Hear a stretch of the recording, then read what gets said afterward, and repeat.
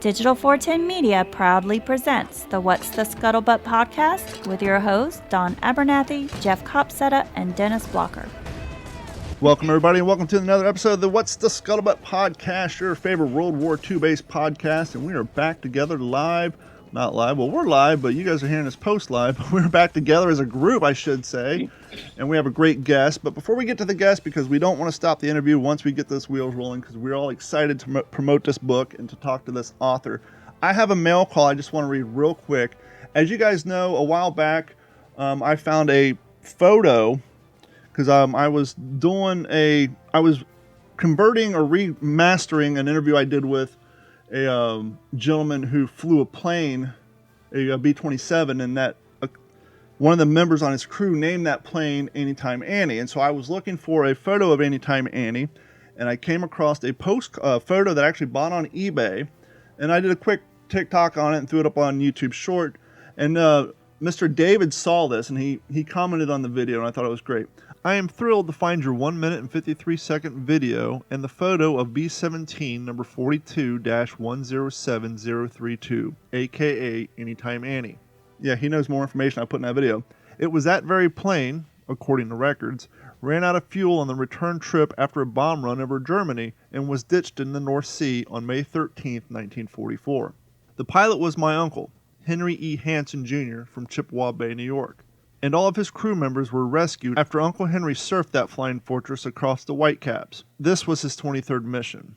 He and his crew were part of the 367th Bomb Squadron of the 306th Bomb Group stationed at Turley Field, England. He went home after 25 missions in July of 1944, then returned to fly 25 more with his first child, my cousin Elaine, being born the day he flew number 50. How about that? So Anytime Annie is somewhere off the east coast of Great Britain on the bottom of the Northern Sea. Because the gentleman I interviewed was talking about how they flew Anytime Annie, and then it got taken away to be upgraded with the newer equipment, and then they just got a new plane with a new name. And so that was great that a family member saw my little photo that I posted up on the internet. That's cool. Jeff, you had a group you wanted to give a shout out to, some cool patchwork they do, correct? Yeah, I've got a couple promos, and we're going to make it short because we're really excited about our guest today. But first, if you're in downtown Buda, Texas, it's just outside of Austin, there is an incredible, it's one of the most unique World War II museums I've ever been to. And here's why. It's nestled right in the middle of a World War II themed mini golf course. That's right. It is literally fun for the whole family because every hole goes in chronological order of campaign starting in Hitler's Blitzkrieg in 1939 to the road to victory in 1945 on hole 18. Every hole, there's an informational panel. They're dedicated. Each hole is dedicated to a veteran who served in that battle, in that campaign. The AstroTurf is, all different colors to represent. Maybe you're on the deck of the Arizona at Pearl Harbor, or you're with the Mighty Eighth. There's life-size pictures of the flag raising at Suribachi and Tuskegee Airmen and Rosie the Riveter. And you go all throughout this course. Several artifacts are also integrated into it. And it's the biggest little museum at the end that you're going to go through. It's a one-room museum. But, man, let me tell you, the amount of artifacts, the quality, there's so much in there. The diversity of the artifacts that you'll see is just second to none. It's called the Memorial Mini Golf and Museum in Buda, Texas. And so when it comes to the patches, I got to throw a shout out here to Mr. Johnson. He reached out to me through social media, and I told him I'd do him a little favor here because it looks like he has really got the market. If you are in need of a custom painted leather, any kind of an insignia squadron bomb group patch for your bomber jacket, this is the guy. He doesn't have a website, so you got to get to him through Facebook. And the title of his page is Leather Squadron and Group, etc. Patches, World War II era, and latter. So it's not just World War II. It's World War II and beyond. Custom leather artwork. He doesn't have anything in stock. He paints everything to order. There's nothing sitting on the shelves. So make sure you go to his Facebook page and check out John Signer's Leather Squadron and Group patches. Man, now we can talk with our guest today. Mayor Bahmanyar, it's really truly an honor to get to introduce you today, and you're just, I mean, there's so much that you've been involved in, so many accomplishments, and I'm going to let you talk about them. But if you could, sir, my very first question, or to lead into this conversation today, could you start at the beginning? Where did this all start? Did it start with your service in the military? Was it prior to that? How do you get to the point where you are now, author of several books, producing movies, advising for some of the top war films that we've seen? Where did it all begin for you, sir? Okay, you're way too nice. I can't top the golf course, so I'm gonna hang up now and come back next month.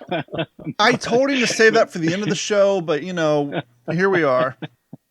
Anyway, you guys are way too nice. And by the way, thanks for having me on. I am more honored to be on, so it's very nice. I can keep it really short. I know time, like anything else, we have limited amounts of it. But my dad was Iranian, my mom German, immigrated to California when I was little. Went to school. My dad was sick throughout, and he made me promise not to join the military because he always said Americans are crazy; they'll go to war. Little did he know. but but anyway, so when my father passed, I finished my 4-year degree, and then I went into the Second Ranger Battalion for 2 years uh, as a machine gunner. The worst job you can possibly have as a grunt. Well, maybe mortars, and back in the day, recoilless rifles were terrible too. But um, didn't go to Ranger school. It was during the time when we had all these budget cuts, and then they had a program eventually called Green to Gold, where you could leave active duty, sign up again, and go to RTC. But I had gone basically my basic advanced infantry training, airborne school was done at Fort Benning. I went through the 3-4 week Ranger indoctrination program at Benning, broke my ankle parachuting, hung out at the head shed, got tortured, low crawled every inch, I think, on that compound. Went through my second Ranger indoctrination program, got my teeth kicked in for being too motivated. I ended up at Second Ranger Battalion, Bravo Company, which was actually really great. I will say that. And first sergeant looked at me and he's like, oh, "You're a giant, at 6'2". I probably weighed 180, 190 at the time, something like that. He said, "Here's a machine gun." So that's how I became a machine gunner, by my size, really more than anything else. I went on to sign up for Green to Gold after 2 years. Um, Played soccer after 1 year, got injured badly, and got medicaled out. 2 years later, I tried to get back in for first Desert Storm there, or first Gulf War, and they wouldn't take me in, so I didn't pass the medical. Damn it! But anyway, so that's ended my military career, and then I did retail for a while, and that was horrible. I got wiped out by a big fire in Oakland. I had like 7 stores in the San Francisco, Oakland, Berkeley Bay Area. Got wiped out. FEMA didn't help me much at that time. It's also a lot of money, really, when you have 7 stores. So I decided I love movies. I love all these books. I enlisted because I read all these military books. And when I went to the recruiter, I wanted to enlist in Special Forces, Green Berets, because I spoke German fluently. And they're like, we only take prior service guys. But how about these Rangers? I'm like, Rangers, that's right. LERPs, Vietnam. I've read all this crap, wonderful stuff. Really love those guys. And so I went to the Ranger Battalion, but little did I know it became a light infantry unit, right? It was no longer 4 to 6 guys behind enemy lines. So it's kind of a joke was on me there, but still formative. I still talk to some of the guys. I was active for a little while with the associations and things like that. But fast forward, retail shop, I get basically burned out of business, and I'm like, I got nothing else to do. Let's go to Hollywood, make movies. I love movies, idiot. And overall, it was interesting. I stayed away as much as I could from tech advising, because you get pigeonholed very quickly. I know you had Dale Dye on, and I'm sure he could have told you all about that. So I acquired a lot of properties, including, like I said, Marine Corps book on Korea with the old breed, other things. And, I tried to make my way there. And on occasion, I would do a little bit of tech advising, but I primarily passed it on to other people. So I did tech advise a little bit on Black Hawk Down for Harry Humphreys, who was a Navy SEAL who handled all of Bruckheimer, Jerry Bruckheimer, the producer, all his films. Worked on that for a little while. I worked on We Were Soldiers Once and Young for a couple of weeks until they said, you're not in the union, get lost. So I got lost. But I had the good fortune of doing The Good German, which is that the right way? No, it's the wrong way. That's George Clooney's hero uniform back there. So that was a lot of fun. And I tried to produce, and I sort of ended up writing a little bit. But what had happened is I'd done all this research on Black Hawk Down. And the Rangers who had been there from Bravo Company 3rd Ranger Battalion were really awesome. A lot of them came, sent me pictures. You know, I even talked to guys from 10th Mountain Division who are medics, and they sent me pictures. And I compiled a list of all the images. I compiled a database of all the Rangers with their phone numbers, email addresses, passed it on to production. And eventually they didn't take me with them to Morocco to film. And that's perfectly fine. So I was a bit annoyed. I had done all this work and I had all these images, and I'm like, now what? So I just reached out to a publisher in the UK, online, early days, you know, when online just kind of started. And they hired me to write an article, which didn't get published. And then I sort of, on occasion, would write a book as I was trying to make it in Hollywood. So, you know, I'd written, I think this is my 5th Ranger book now. And I cover anything from ancient through modern stuff. I think the book before this was on Second Bat Boy in GWAT in Afghanistan, Iraq, which I think was a great book, actually. So I've been in that. And when I got out, I stayed with associations, you know, Ranger associations. I was on the board of directors. So I did things like that. And Hollywood was really interesting, but also very tough, very challenging, you know. So unless you know people or you have a lot of money or you have that hot property that everybody wants, it's a grinder there. So and sometimes I being passed, in the environment yeah, where it's people constantly just trying to step over each other to get up on, it can be very, very tiring. Absolutely, it's true. You know, I don't want to be too bitter about it, but I can get very bitter about this very quickly. But there were some great people. I still talk to some. Oddly enough, I still have 1 or 2 projects in development over there that who knows what'll happen 20 years when I'm dead now, you know, they'll probably make it. But so I had a great time, but the writing started really because I worked on Black Hawk Down. I had all this information, all this material. And so I started to develop this relationship with one publisher. And on occasion, I'd write a book. And it was always about the grunt, the infantry guy. You know, I never really cared about the Navy. No offense, just never did. Didn't care about Air Force. I was always interested in the Babylonian infantryman, you know, fighting against whoever, to the doughboy, you know, dog face, jarhead, whatever. I've always been interested in the ground pounder, you know, and that's why I joined the infantry ultimately anyway, because that's what I knew.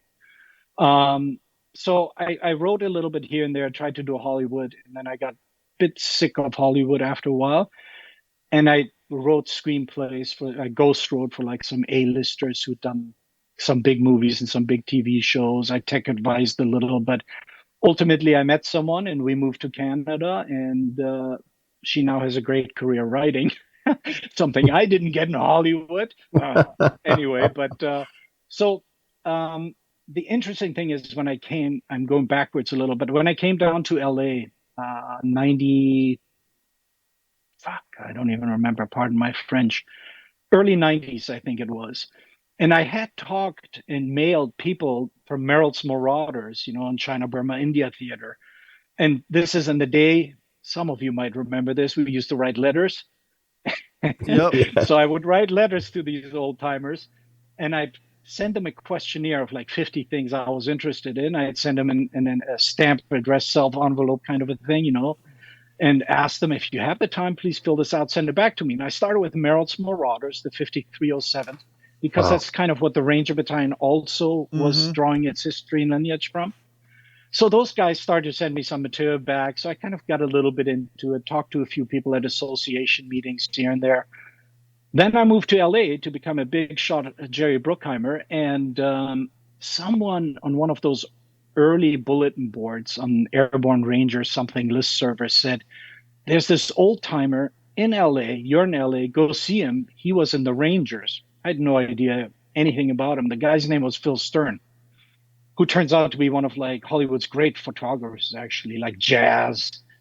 Best friends with Jimmy Dean. He almost killed him when Jimmy Dean raced through with a motorcycle through an intersection in Sunset and Laurel Canyon, I think it was, something like that, or maybe Coldwater Canyon, doesn't matter. Somewhere up there in the hills, they became best friends. Phil had been already a star photographer.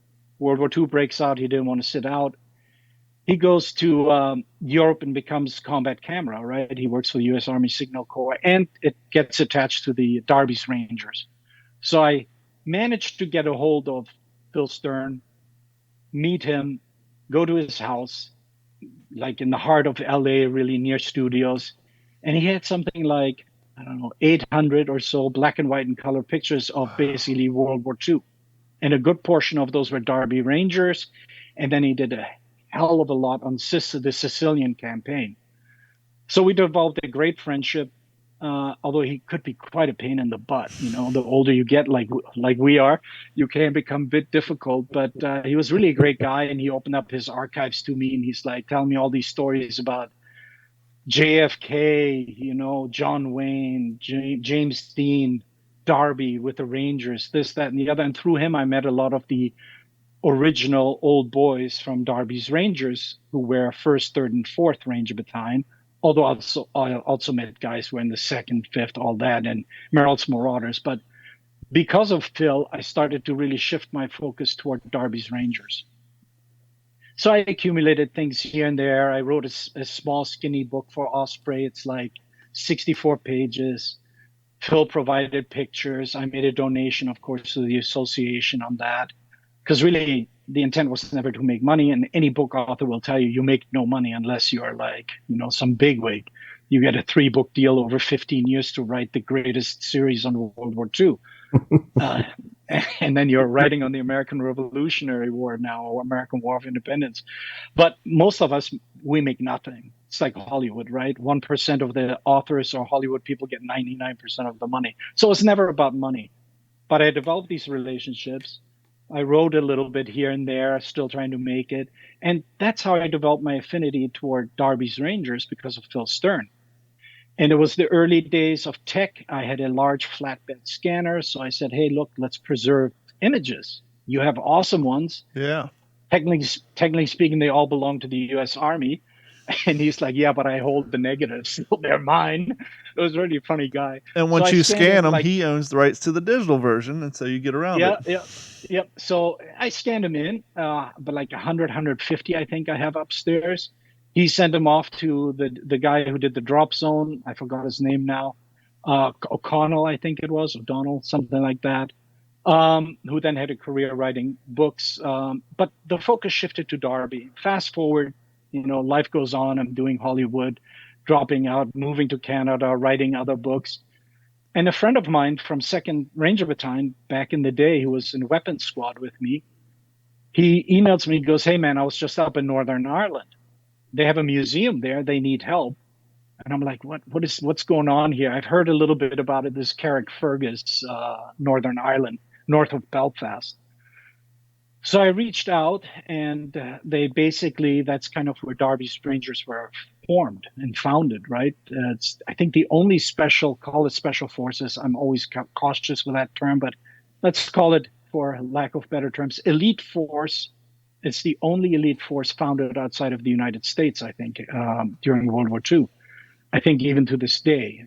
I think Alamo Scouts were in the Philippines, maybe, something like that. But anyway, so I talked to the museum curator, and she's great. They're terrific up there in Northern Ireland. And they're like, you know, we have this small U.S. Rangers museum.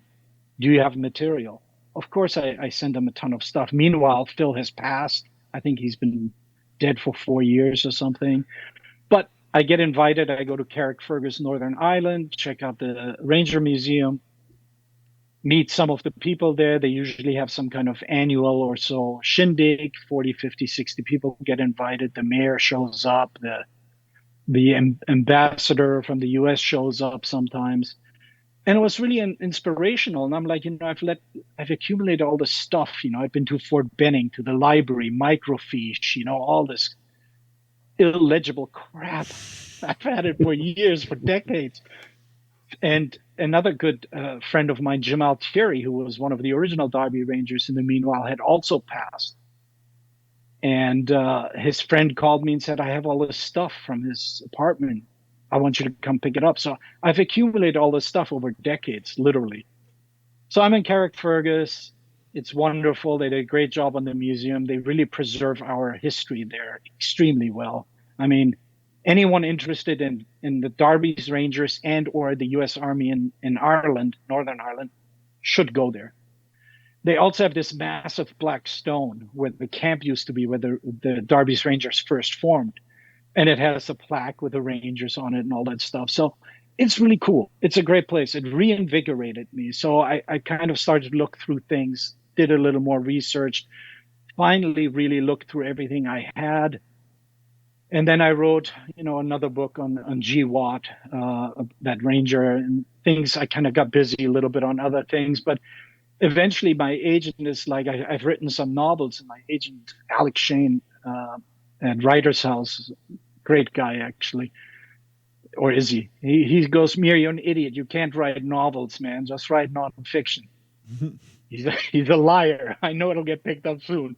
But anyway, so he said, pitch some other things. So I pitched some other things, but because of my visits to Carrickfergus, I've gone 3 or 4 times now, and I'm going again this year. I said, I owe these old timers a book, at least to preserve it better than it has before. And in the pregame show, we briefly discussed that I think there's only one great book out there on Rangers by Bob Black, who used to be a Ranger. And it's called Ranger Force, about Darby's Rangers. And it's really terrific. But it's very sanitized because he was friends with these old timers. And, you don't want to talk smack when a lot of them are still around, and you're very respectful, and there's that pressure. Still very, very excellent book. I mean, great book. I have his entire collection. He's been very helpful to me. He's very old now. I don't even know if he's still around. I should check on that probably sometime. And then there's my book, Houdini Club. But that's how it came about. All those years of accumulating stuff, talking to Bob Black, friends with Phil Stern, friends with Jim Altieri, who had written probably one of the great memoirs, but also very sanitized. And, it ends badly when you think about it, but people shouldn't view it like that, because the Rangers get wiped out more or less. 2 out of 3 battalions get wiped out in Italy. But they did a phenomenal job, so I don't view it that negatively. But they did, and it was a painful thing. Of course, you're experiencing your friends getting killed or captured or wounded, or you can't save them. We'll get to that eventually. So my agent tells me, hey, your novel is okay. I'm going to see if I can set it up. In the meanwhile, how about you make a little bit of money for me and get my 15%? Kidding. He never said that. And I felt it was 12. Darby's. We got you. Yeah, it was 12. And I felt Darby's was really, Carrickfergus, Darby's, all these guys. And I'm like, there aren't any real books out on him other than Bob Black's. And I think the book that I like very much was 2009. He had written other books on Rangers in Korea and in World War II, and from the founding to the 19th century. So he's really a great Ranger historian, but nothing modern. And I had all this stuff, and I have had all these stories, like some guys would say, Phil Stern wasn't a real Ranger. He didn't train with us. He just takes pictures. I'm laughing at that because I kind of know what that 2-tier system is in the military, right? What have you done lately in the military is always the thing. And then others are like, oh, this guy just murdered this guy, and this guy was awesome. Oh, this guy was a coward. You hear all these stories. And to be very fair, I think the guys talked to me because I was from the Ranger battalions. I'm their descendant, literally. And I never had a tape recorder. I never sit there with pencil or paper. We just had conversations like we're having now. And you get a lot more out of that, actually. Now, to be fair, it's all memory dependent on them, memory dependent on me. Sometimes I write things down later on after the fact, or I would maybe follow up with a question. But I had all this information. My agent is prompting me to do nonfiction. I'd done modern war stuff, SEALs, Rangers, and I finally felt, now's the time to really do World War II. My agent was great. He got me a book deal with a nice publisher out of New York, who were awesome. And the original pitch for this book was not the Houdini Club. It really was Darby's Rangers, as generic as you can come up with it. I don't know if I died here or not, but my image froze. Yeah, you're fine. But okay. But the publisher, the owner of Diversion Books, and my editor, the guy who commissioned us, basically came up with this idea looking at my proposal, which was like 30 pages long, I think. And I had a small chapter on POWs that was roughly, had 2 or 3 guys in it, I think it was. And they came back to me midway through the research. I'd been to Europe, I'd been walking the battlefields and all that kind of stuff. And I'm writing the book, and they come back to me and they throw this hand grenade in my study. They're like, "Hey Mir, we have a great idea for you. Let us run that by you. We want to do more on the POWs. We want to really call this the Houdini Club, because that's what they were called, the guys who had managed to escape." So we kind of reimagined the book, and I think they did a great job. They really made it a much better book. I'm not saying it wasn't going to be a good book, but I think they made it a much more interesting book. So it is the story of Darby's Rangers, of the 1st Ranger Battalion founded in Northern Ireland, Carrickfergus. It's about their combat actions in North Africa, Tunisia, Algeria, Tunisia. It's them then growing in North Africa to 2 more battalions, going into Sicily, and then going to mainland Italy. Ultimately, 2 out of the 3 battalions get wiped out, captured. A lot of them get captured, and you have a ton of people escaping. That's the Houdini Club. And there's some amazing stories in there about, the guys who escape. Like, some escape right out of the prison camps. They're still in Italy, and they, because they're in disrepair, being fixed, and these guys pretend to be Italian workers and walk out the POW camp. I mean, it's amazing stories like that. Others on these 1040s, I think they're called, the box cars on trains that used to transport horses and men on occasion. And I remember a group of guys picked up the smallest, tiniest Ranger they could lift, and there was a window that had barbed wire on it. So they pick him up and drive his feet into the barbed wire to knock it loose. And then eventually they all climb out and jump off. Like a battering ram. Stories like this. Yeah, like a battering ram, exactly. And then you have other stories that are really just brutal stuff. I mean, there are some guys who escape Italy, get captured, escape in Germany, get captured, and get violently destroyed physically, right? Like, one guy had almost all his teeth knocked out. I mean, one of them was in a German POW camp that had a lot of Russian prisoners, and he was basically saying they didn't feed them anything, so all these guys were starving. His job was burial detail. So he'd have a little cart with a wheel on it. He'd load 10 guys on it, and he's, by the way, not being fed that much either. Sure. And he'd go dump 10, 20 bodies a day into this massive pit, and half the guys are still alive. And he basically describes the scene where these Soviet guys are absolutely starving, and they manage to get a German shepherd, a guard dog, to come close to them and just grab him and tear the dog apart and eat him raw. I mean, it's like horrible stories like this. But they came up with this idea, the publisher and my editor, that these are stories that people should read and should know about, the POW escape stories. So we managed to combine that with the history of Darby's guys. And you did a very, very great job. One thing I was not prepared for, which I was quite surprised with, is the fact that the first 3 to 4 chapters is based, if you're all listening at home and you want to know how the Rangers came to be and who was involved and who was responsible and how the selection process went, clearly you can tell that the research was there, because you learn a lot about the Rangers and the Houdini Club, and I was thrilled about that. Jeff, Dennis, and I have talked in the past. We haven't done a whole lot on the North African campaign in parts of Italy, and I'll be honest with you, I feel dumb, I feel ashamed, but I'm going to say it. We hear so much about the European theater and Normandy invasion. We hear about the French resistance and the freed French, but it never occurred to me, with the exception of some inscripted, because we know how the Germans love to inscript people, but it never occurred to me, and I'm reading this, I'm like, wait a minute, we're fighting Italians? It never occurred to me that the section of the French government who actually went to fight along with the Germans who weren't inscripted, they were, hey, we're down with your cause, let's go. And it's Yeah, like, yeah. because I personally haven't read up a whole lot on those campaigns. Mhm. I had to stop a minute and do a little research. Like, oh yeah, they were actually the French. I mean, not the French, the Yeah. Italians. And the French. Yeah. We were fighting against French army units in parts of these Mhm. campaigns, and I think Yeah. a lot of that's overlooked in a lot of the basic history that people learn, in history class and some of that. And so, just that in of itself was history and education for me.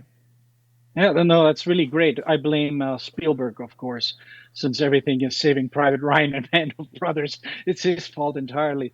Well, even on And the Tom old Hanks style is, history TV, the production for history and cable yeah, TV, it was the French yeah, Resistance and the Freed French, but very yeah, rarely, at least in the contents of which I've seen, have you seen video, yeah, film content of allies fighting against the French armies.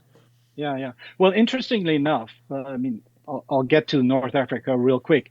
The Rangers sent like a number of people to Dieppe in 1942, and very few of them landed, and that's where the first Ranger casualties occurred. I don't think they learned much from it, quite frankly. But the next big mission for the Rangers was really the invasion of Algeria, Operation Torch, and that's where you find the Vichy French colonial troops um, putting up some resistance to the Rangers who conducted, basically nighttime amphibious assaults is really what they did primarily. And they ended up doing a lot of mountain warfare fighting in North Africa. Also, people always think it's just desert. There are mountains in North Africa. Now, I didn't get to go to North Africa, time and money, that kind of thing. So I focused on Sicily and mainland Italy. I also had support over there. I had a good friend of mine, Italian American guy. So his language skills were incredible, actually. But North Africa, so the Rangers basically are tasked with eliminating gun batteries, and they do this at night. Um, and they've trained for this very hard. They've spent probably 2, 3 months prepping for this, and they do a good job. Actually, they come seize the guns on the high point to protect the port. Follow-on forces come in, but they take some casualties there already, right? The French, the Vichy French, are not just letting them walk over. Ultimately, the Allied advances actually stop, and the Allied commander asks for a ranger company to come and help eliminate some resistance. So the French actually did put up a fight. I know people tend to always make fun of them, but I tell you, it wasn't a cakewalk for the Rangers to come land at night, two different locations, one in the harbor, one around the harbor, doing a night road march to a hostile objective to take that out. So they did a great job on that. Now, what happened? They did such a great job doing this nighttime amphibious assault. There wasn't that much combat going on in Algeria. There was, but not that much. That eventually, for quite a few months, they became a training dog and pony show kind of unit, which really was bad for morale. They lost 20% of their guys, quit, or were fired. There was a little bit of desertion, and people were also like, "Hey, I've trained this hard. I got mine. I got my combat scroll on my uniform now. I don't want to do this anymore." So, but they did a great job.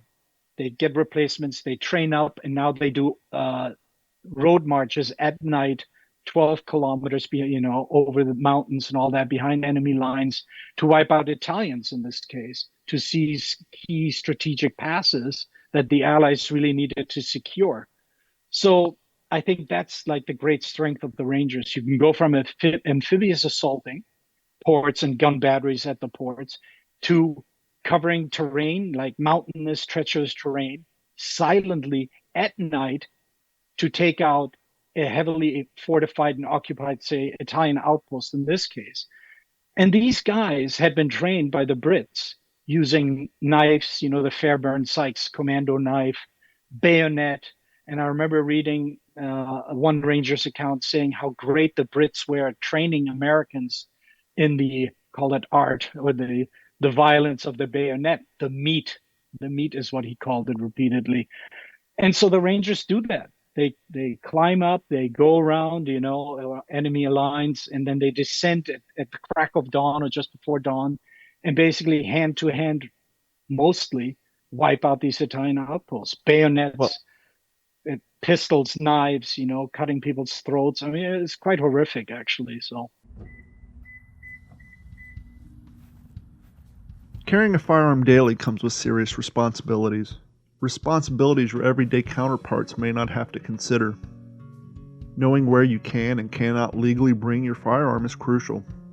But sometimes, life takes you places where carrying isn't an option. That's where the Stopbox Pro portable gun safe comes in. Securely store your firearm in your vehicle while handling life's obligations. Safety, responsibility, and with peace of mind. Stopbox Pro. Protection when you need it. Security when you don't. For more information, visit stopboxusa.com/D410.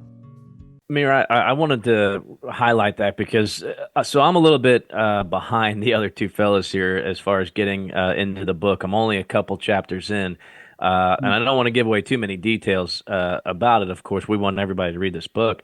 And by the way, I picked it up to just to kind of get a glimpse of what it was about, and then I didn't put it down until I finished chapter one. It is that good. But I really wanted to highlight, the genesis of the Rangers, and I never thought of it before, but to mirror the British commandos, right? And we know what they did, but to not use that term, commando. And for me personally, the term since I was a kid, I've been infatuated with the term Ranger.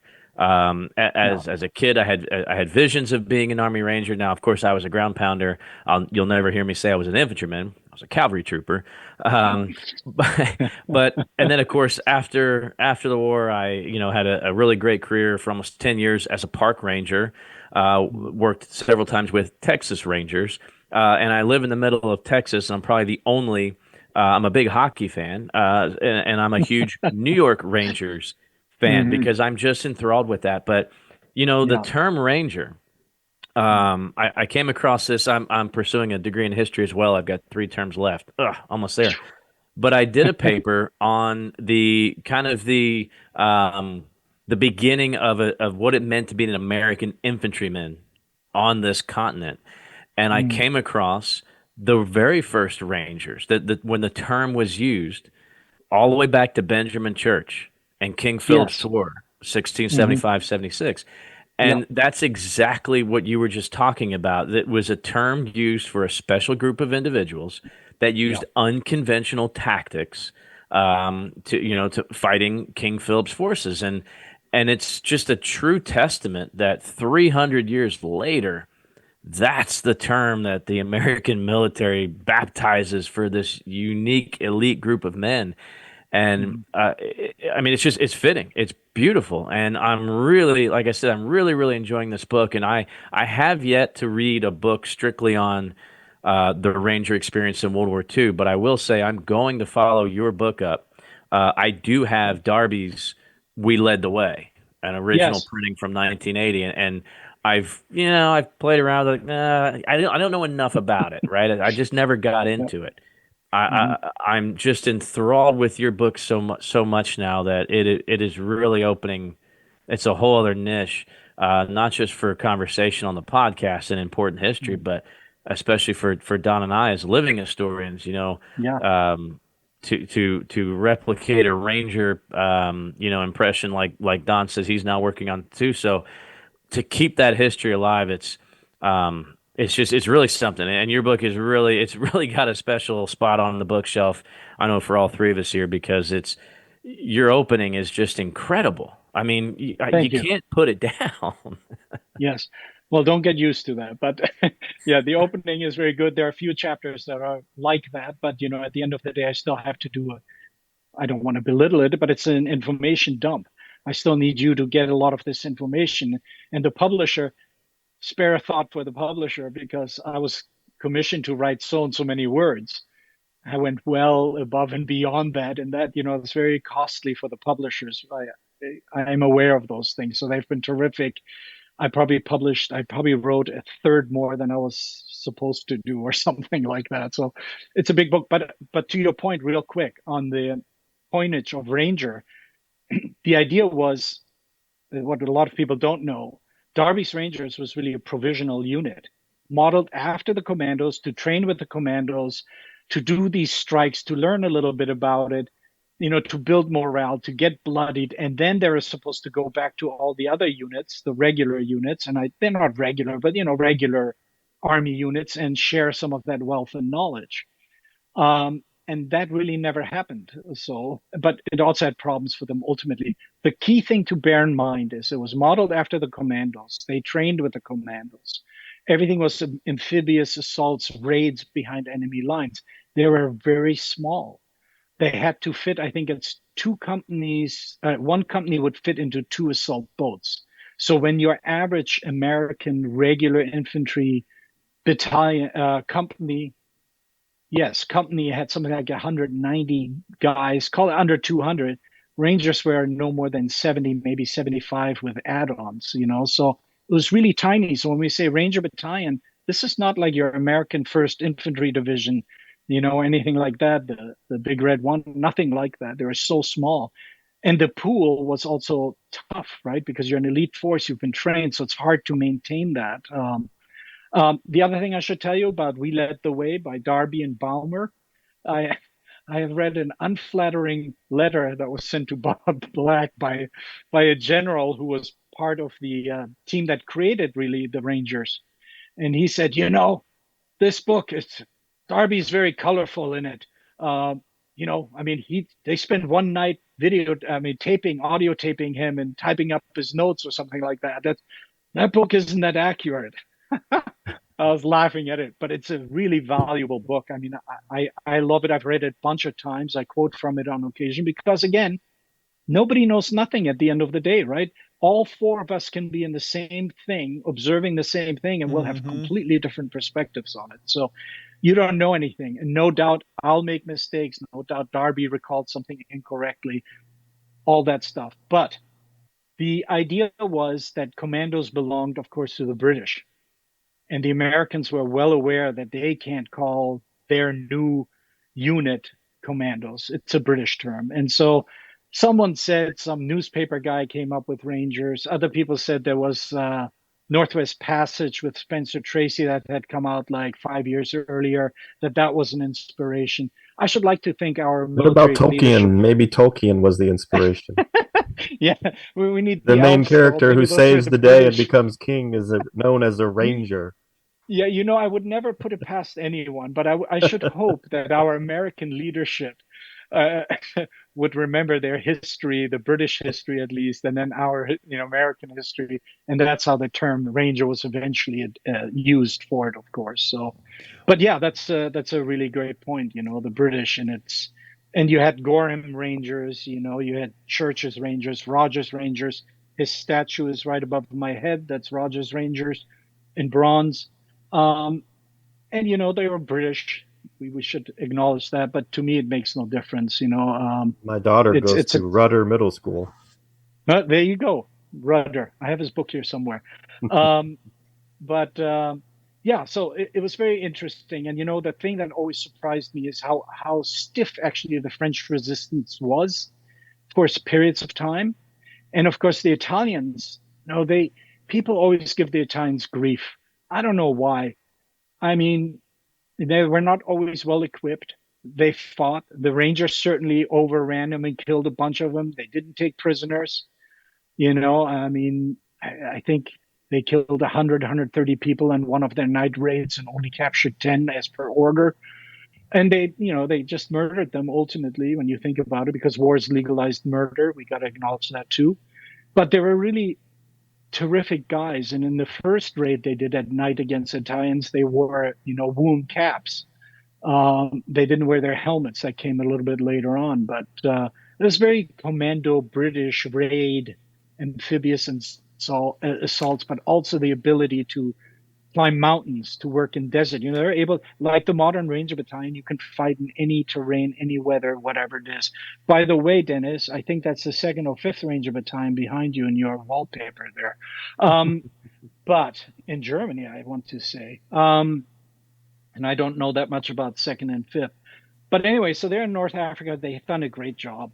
They've had some desertions. They've had some horrible things. They murdered some civilians here and there, but they killed also a lot of French and Italians and Germans. And there's The thing you can say about the Ranger battalions, Darby's Rangers, is the individuals were well trained, well motivated, and they had a real good core of leadership from officer down to the NCO. And anybody who knows anything will always tell you the NCOs, that's literally the backbone of any unit. And they had some really awesome guys. I mean, really hardcore guys who would get eventually promoted battlefield commissions as the war dragged on. To that point on leadership, I wanted to point this out earlier. You're talking about how the Rangers' initial idea was to be provisional. And you pointed out in your book that Darby did never let that out because he was concerned about morale. You know, you have these guys doing this special type of training to be this special unit. No way in hell I'm going to let them know that, you know, this isn't meant to last. This isn't meant to be a thing. That you guys are basically just going to be trained up and then hopefully spread your wisdom amongst the regular troops. And I love the fact that he really kept that from them to keep them feeling that, you know, the training and what they were doing was truly a step above everybody else. Yeah, for sure. I mean, and I absolutely am 100% positive he knew, because, you know, he was a staff officer. He sees all the paperwork coming back and forth. He accompanied Truscott, then colonel, who became a general eventually, well-known general, on his to Northern Ireland. So I'm 100% certain he knew. A couple of key players knew. The other thing that's interesting about Darby's Rangers is Darby interviewed all the officers that eventually would join him. 29 of them ultimately got signed. So he interviewed them all personally, which is incredible, right? And then those guys will be formed into boards, and they'd go out in turn, interview all the volunteers, and they'd make decisions on that. And eventually they get like 500-600 people, and they go to Carrickfergus, Sunnylands campus, where they really draw uniforms, equipment, start to get in shape and all that kind of stuff before they go over to the commandos. But yeah, it was always meant to be provisional. Eventually this becomes a problem because the bigger you get, they do well in North Africa. Now the Allied planners are saying, hey, we're going to go to Sicily. And these Rangers have done a remarkable job. We're going to do more amphibious assaults. We need more Rangers. So they create the 3rd and 4th, because 2nd, Dawn, as you know, was already created in the United States and had a very minor, maybe 2 or 3 guys from Darby's Rangers who were physically no longer fit from North Africa, and they were shipped out to the U.S. to help train the new Rangers. So the 3rd and 4th Ranger battalions were created, trained up, recruited. There are some great guys. There are some Cherokee Indian I like very much. I talked to his son, actually, who was a Vietnam veteran, Special Forces. So that's in the book. Really awesome guy. And he also eventually escapes. And there's a neat little story about Thomas Bearpaw. Love the guy very much. His son is awesome. But so they create 3rd and 4th, and they go to Sicily. And Sicily is literally like, you know, when you see the opening in Private Ryan, no matter how incorrect it is, it's still very visceral. And so when the 1st and 4th Ranger battalions go into this little town called Gela, south of Sicily, they hit mines on the beaches. They hit obstacles. They have Italian defenders. And Sicily is poorly defended. The Germans, like in North Africa, pull out all the equipment from the Italians and keep all the best things for themselves. So the Italians are kind of there. And I think some Italian researcher said something about there was a machine gun per kilometer or mile or something like that per. It says that, you know, they didn't really have everything. They didn't have all the concrete they needed for pillboxes either. Suffice it to say, 1st and 4th earned their entry into the city of Gela. And I've been on that beach, and it's literally you throw a rock and you hit the town. It's that close. So if the Italians could have fortified Gela a little bit more properly, it would have been a bloodbath, I think, like Dieppe was, you know, like parts of D-Day were. But Rangers hit the beach, hit mines, but, you know, typical initiative, a couple of the NCOs wipe out 12 pillboxes along the seawall, stuff like that. Waves come in, and the Rangers ultimately seize this town, but bitter fighting, real bitter fighting. And I was at the church that saw some really nasty fighting, and it's all house to house, and they have practiced all this with the commandos, called Me and My Pal, where it's basically two guys, right? One covers while the other moves, that kind of stuff, which we still do today. Me and my ranger buddy kind of stuff in modern days. So they really set all the standards of speed of road march, how to assault a pillbox, all this stuff. I mean, we've refined it, of course, from modern, even, and I'm talking about stuff that I know from the 80s and 90s and having written a book with a guy who did it in, Afghanistan and Iraq. But the Darby's Rangers really set that pattern. They showed you how to do these things. And so they eventually seized the town, and then there they are, like the morons, light armed, nothing. And all of a sudden, Italian counterattacks are coming, German counterattacks are coming. I think they got lucky that the Italian counterattacks there had smaller tanks, lightweight tanks, tankettes, if you want to call them. But the Germans had some heavier armor. But what was great about Darby is he realized in Arzu very quickly in Algeria when they first invaded that he needs great communication with the Navy. This is my only Navy reading, which we do today too, right? We have a lot of support. But in Sicily, Darby has great radio communications, and he calls in basically fire from the ships off, in the bay, and they hammer these counterattacks. Some still get into the town. The Rangers hang on. That's the opening chapter, by the way, when Darby himself is out there with Captain Schunstrom, who I love very much, are hammering these Italian tanks. And, they hung on there barely, but mostly because the Rangers were able to do a lot of house-to-house anti-tank fighting, wiping out tanks literally by just climbing on top of them, calling in naval air support. So they do a really terrific job on that. 3rd Ranger Battalion goes a little off to the left of Sicily and capture Licata, which was also a nice beach, great beach. So, but they had mountains there, also problems. And so the Rangers seize these 2 port towns that are really valuable to the Allied advance. And then the Rangers are tasked with seizing mountain fortresses. And, I've been to them. There's the battalion surgeon of Darby's Rangers called it a Disney-like mountain fortress, which is Butera. And I drove up there. I drove all over Sicily. Get insurance when you rent a car in Sicily, which I did. And we went to Butera. We looked at it, and you can just see how exposed you would be as an invading force.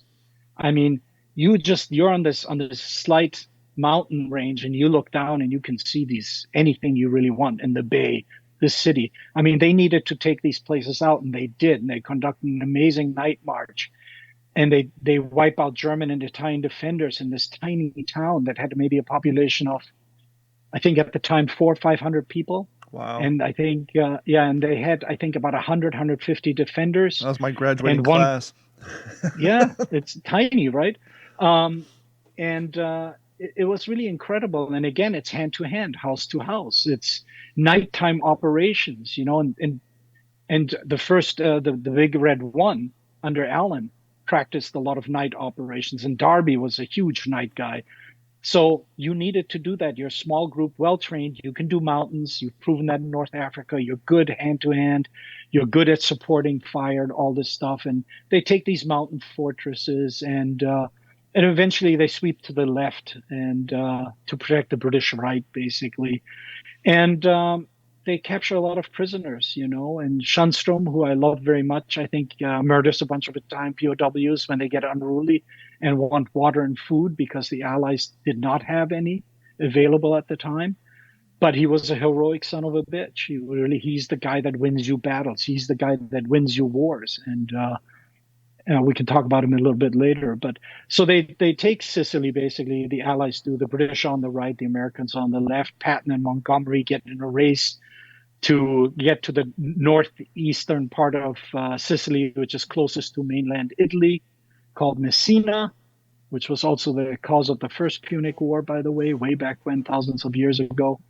And 1st and 4th don't do much. They refit, guard prisoners, 3rd Ranger Battalion. Some of them get sent on the mountain ranges to protect Patton's flank as he's on the coast, driving toward Messina to the east. And it just wears them out. And the 3rd Ranger Battalion actually used mules on that particular mission, and all the mules died. So that just tells you how shitty the terrain was and poor animals. But that was the Rangers basically in Sicily. They had 3 months in North Africa to prepare, to get replacements, train new people, create these battalions. They did a phenomenal job in Sicily. I mean, really great stuff. The Allies did a terrible job, though, because the veteran German units from North Africa had managed to slip to Sicily. Now they escaped Sicily to go to mainland Italy. Eventually, it would come and bite them in the ass, the Allies. So anyway, Allies take over Sicily, and now the plan is to go to mainland Italy. And the British and Americans land at Salerno. The Rangers are north of that, a little tiny town called Maiori. I've been there. It's like shale rock. It's like a really shitty beach, unlike Sicily, which is wonderful sand beach. It's lovely, but they can also hide mines and do that. Yeah. So, but it's unopposed in Maori, north of Salerno, and they have to take this huge mountain pass called Chionsi, and it's literally like you land, rock, mountain, 100 yards. I mean, a town 100 yards with one main road, and then you just look up and it's nothing but huge mountains. I mean, it's insane.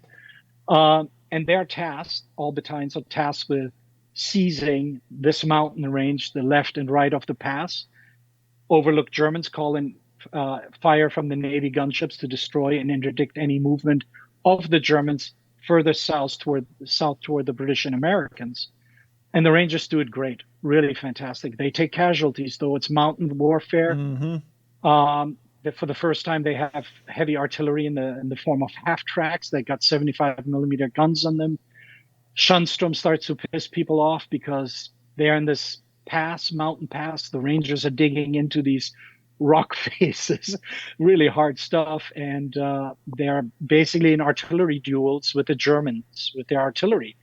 And Schunstrom has 4 trucks. He divides 2, sends some to the left with the 4th Ranger Battalion, and the 1st and 4th on this mountain pass, overlooking the Pompeii and everything that's in the valley down there, and where the Germans are operating out of. And Schunstrom would pull out his half track and start bombing German artillery positions. And as soon as they would start responding, he would back up, get to safety. But the Rangers, who are in the foxholes, are getting hammered. Yeah. They're getting hammered by all this German artillery, and they're getting pissed. So some people hated him for that. Others said he was the most courageous guy. Reporters covered that in great detail, some great stories on that. And my opinion was, I wasn't there. I haven't been in combat. I'm sure I wouldn't be very happy with having shrapnel and artillery all over my head. But that was the job. Darby never told him to stop. They used his ability to lure out German counter battery fire to pummel them, basically. So they did a great job in that as well. And eventually they're pulled off the line. The Allies finally push inland. Salerno struggled a lot, but eventually they managed to a degree. Rangers get pulled off to Naples to refit, get back in shape, and then they're sent to the winter line because, the lack of wisdom was to use the soft underbelly of Europe to push north into Europe instead of landing in France, and to relieve some pressure on the Russians or the Soviets. And I think it was a mistake because you're hitting mountain range after mountain range after mountain range. It's all defended by the Germans. So the Rangers are sent out to the winter line with the 45th and lots of other, of course, American infantry units who get bloodied, and it's horrible. And I've been to Venafro. I've been to a guy who has a museum there. He walked me all over the place, and I swear I couldn't make it up half those hills. Yeah. I can't imagine what it's like hauling all the crap up there. And you're a small unit. You're exhausted. You have a lot of malaria casualties from Sicily. You get trench foot. You take casualties. There's a lot of back and forth nighttime raids. So Rangers get ground down, and eventually they get pulled from the line, of course, to refit and replace. And they're tasked within a few short weeks to land north of that with another amphibious assault. For some, I think that's their 5th assault. And they go land in Anzio, completely, unopposed landing. They kill a couple of Italians in the fog of war. civilians. But ultimately, Anzio, the Allies don't push hard enough. The Germans are rushing troops in from all over Europe. And the idea behind Anzio was that while Anzio landing happens, the Allies would push the winter line up north towards Rome, and Anzio landing would then cut towards Rome and south to do a pincer movement on the German defensive lines. Anzio was kind of call it a goat fuck, if you don't mind. And it took a little while, but within a week or so after landing, the Rangers are tasked with the Allies are tasked with an all-out push. Let's push forward. We have enough gear now finally on the beach, and it's an artillery duel. And Darby described it in his book, We Led the Way, as a billiard table. The whole area is a billiard table. There are mountains in the distance, and the Germans are using the mountains to call in artillery. And, people are exposed. So eventually the Allies decide to push forward.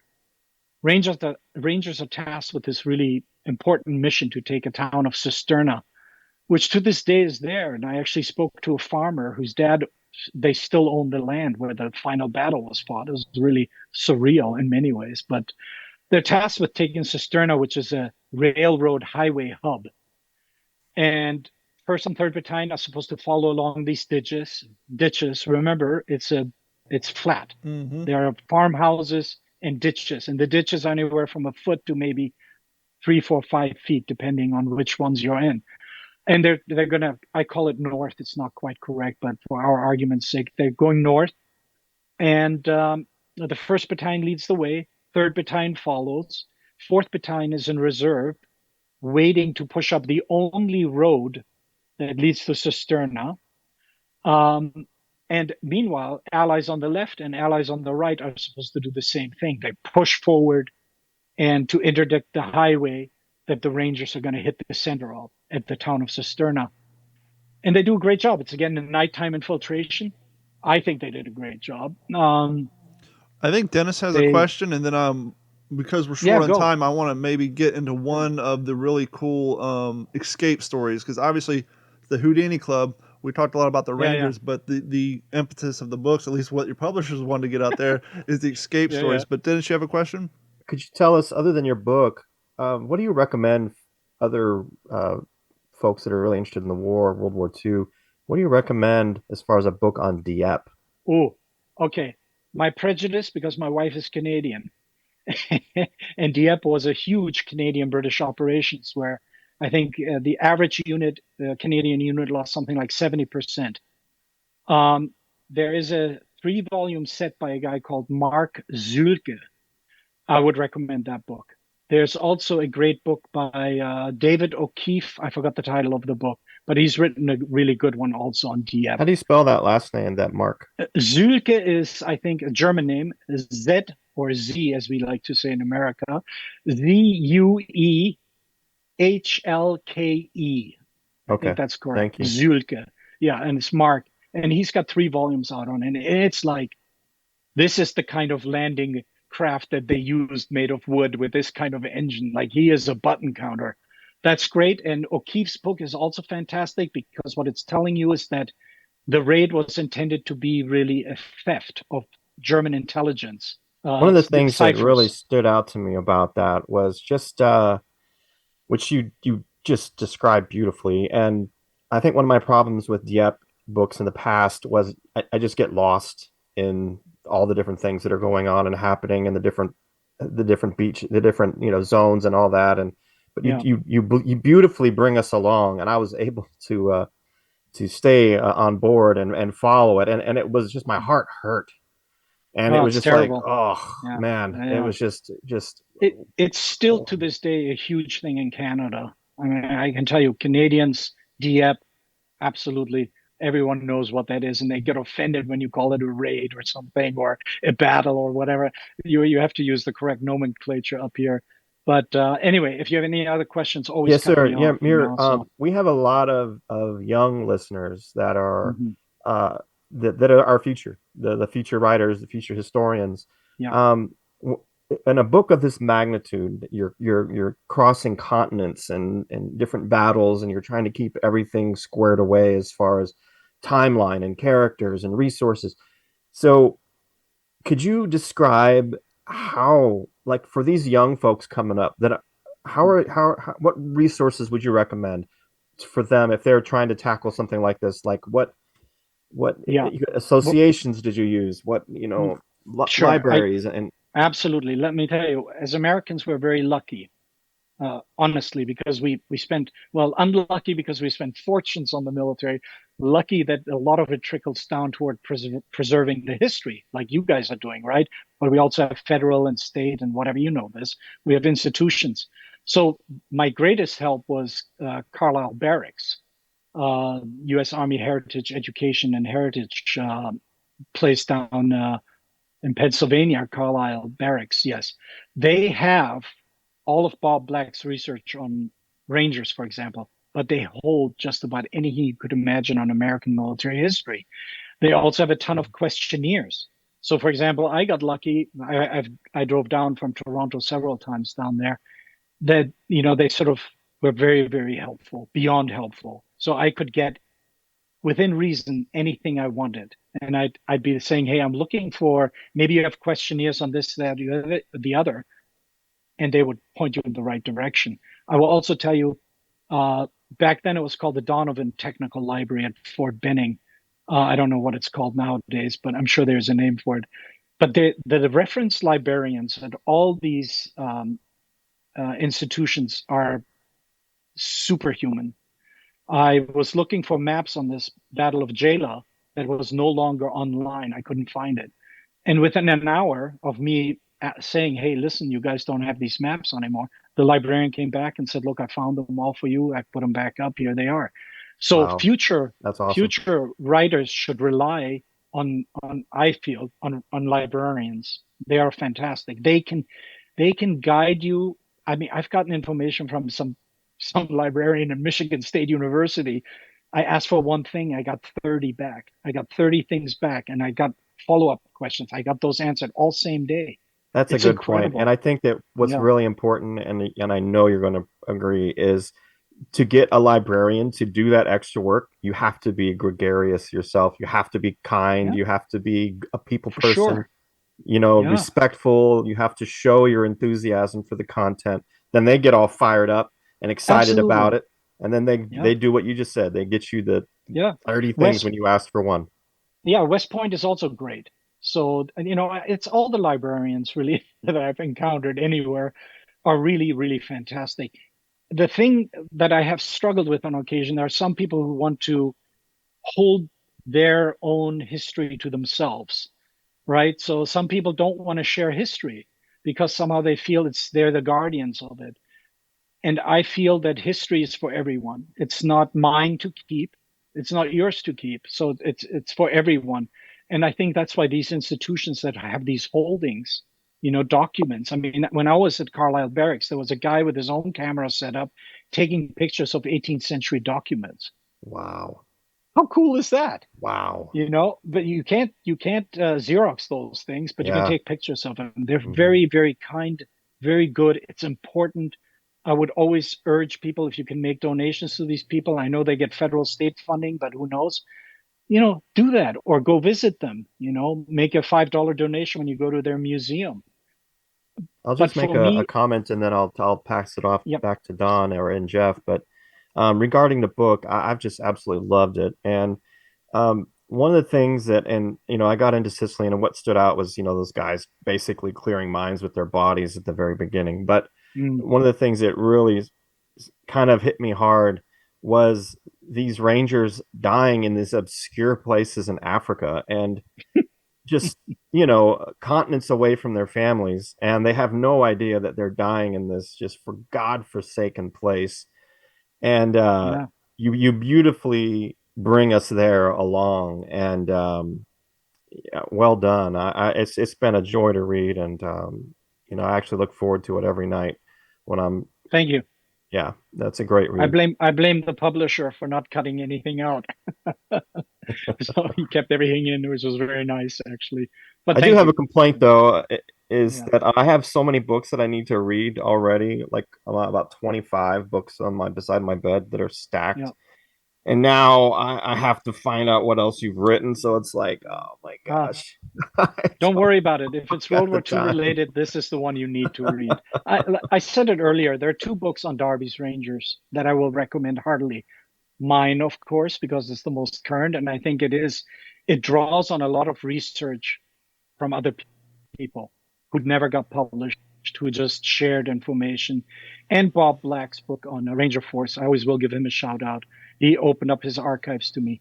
So World War II, you're good. You don't need to read anything else. If No, you're interested in ancient history, that's fine. But you were saying earlier how your book is a little more honest about certain things, and you and I were discussing off the air that I think that's important because one of the complaints that outsiders have about things like what we do is the phrase romanticizing warfare.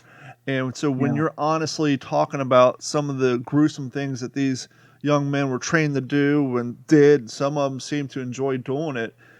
It's harsh, it's grotesque, but it does a good job of de-romanticizing the war. And so I think it's important not to gloss over or hide the negative aspects and be more honest about it. You guys are experts on World War II. I mean, you've covered this a long time, and you do know the horrors of war. I mean, you read Eugene Sledge's book. That's first-person account. That's, to me, you only need to read that book to really see what happens. And I'm very pleased that you appreciate me putting some of those things in there. And I'm also very appreciative again of my publisher, because some people don't want to put that in there, right? They feel that you're attacking them, but you're really not. You're just showing the circumstances and the things they had to do. And some of these guys, as will be in the book, will develop severe cases of PTSD. There are heroic guys that we would consider heroes who in the midst of a battle break down because they can't handle the shelling anymore. They go away for 1 hour, 200 meters behind lines, recover their composure enough to go back and fight.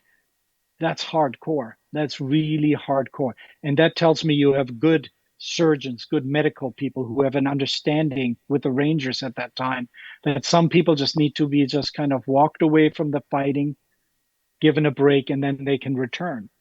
I mean, real quick, Schunstrom, who's my big time hero, is a murdering son of a bitch and a heroic son of a bitch, really just hardcore, one of the youngest officers in the European theater of war. After the war, he can't make it in Hollywood. Sounds familiar, but I didn't go to war. He can't make it in Hollywood, and he robs gas stations, and gets caught, and there's a trial, and the judge, of course, dismisses it, says he's not guilty because of temporary insanity, and it's the government's fault for not having helped him after the war. So, and that was one of the first cases, I think the first case where they used PTSD in a criminal defense. These are the guys, right? This is what we're talking about. This is a guy who murdered an Arab just looking out a window. This is a guy who drove a 16-inch bayonet into the gut of some Italian in North Africa, shot at his own men at Cisterna when they all got trapped and they were surrendering to the Germans after running out of ammo. And these are stories that are worth telling. And he's a guy who escaped and spent months behind enemy lines, killing Germans, fighting with Italian partisans, and then making it back to his own lines. It's an incredible story. The Houdini Club itself, the stories, and I didn't put everything in there. I mean, there's limited time and space, but I think we have 8 or 9 stories in there. And I try to be very judicious in the types of escapes, escaping from an Italian POW thing, escaping while on a train, escaping while you're in Germany, or how do you hide in Rome at the height of German occupation? So I try to really have a good broad cross-section of all the guys who make it out. Jeff, you got a follow-up? Great book. No, I mean, I think we can probably skip our what you're reading segment because I think we're all reading the same thing. But you know me, I just wanted to make sure that everybody was aware that I have a much cooler bookmark than you guys probably do. Okay, that's cool. I'll use that as my bookmark. Yeah, that's also cool. That's based on a West Point thing from what I'm told. I think that was created. I don't know. You will have to figure it out. That's the Sunico. The Darby's Rangers were the scroll, which you can see, I think, somewhere else. But They were what we wear today. Okay, also good. But the Sonico was for the My second and fifth. bookmark. Yeah, it's good. We like it. So in All any right, event, but guys. I appreciate you guys having me on and letting me blab on incessantly. I could spend hours talking about them. That's how much I like these guys. But I'm also aware that they're not perfect human beings. So Can you give us just a brief elevator pitch on one of the exciting escape stories that you tell in the book? well, if you want to involve Ukraine, Russia kind of thing, we have one there about a guy who got captured and ends up in a German POW thing. I mentioned it earlier, where the Soviet prisoners are getting basically starved to death, and they capture this German shepherd and tear him apart and eat him. He eventually gets to be not released, but he is assigned a farm job, which still has guards on there, and they're 10, 12 POWs who basically work the farms, the fields for farmers. And he tried to escape 3 times, but he's always hungry. So he always returns to a farm to get like whatever he can find, and he always gets captured because Germans being Nazis and all, they keep their eye on their own shit, steal others. But so he gets captured several times, and they threaten to kill him. And what was interesting is how they always said they always hit him from behind. It's a weird thing. So he always gets punched from behind. But anyway, they knock out his teeth. He goes back to jail. Eventually, he manages to escape when the Soviet armies rush across basically Europe, and the Germans are moving west to get away from them. And he manages to escape. He goes through Russia, Ukraine, Crimea, and he's lost so much weight. He has like no teeth. He has to earn. He's cleaning up rubble from the streets to get like a piece of bread and stuff like that. Eventually, he makes it to an American ship. I think it's in Odessa, something like that. And that guy's hardcore.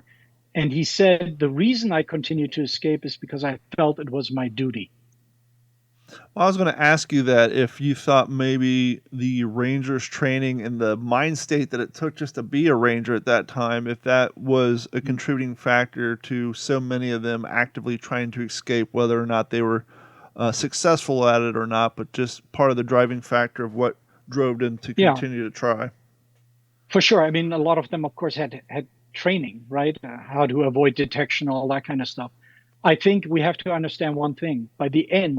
Toward the end, which is January 1944-ish, the Ranger battalions had maybe a very hard core of veterans and good quality replacements, but there are also a lot of young ones. I think overwhelmingly you will find it's the individual.